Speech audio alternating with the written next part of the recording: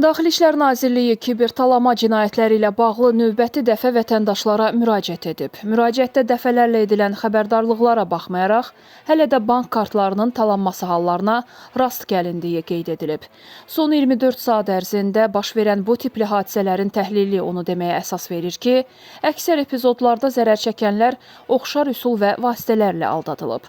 Əvvəlcə mülayim və inandırıcı səslə özünü bank işçisi kimi təqdim edən şəxs tərəfindən zəng olunur. Sizi öz yalanına inandırandan sonra bank hesabınıza müdaxilə edildiyini, pulunuzun təhlükə altında olduğunu bildirir. Kömək etməsi üçünsə kartın üzərində olan 16 rəqəmi istəyir.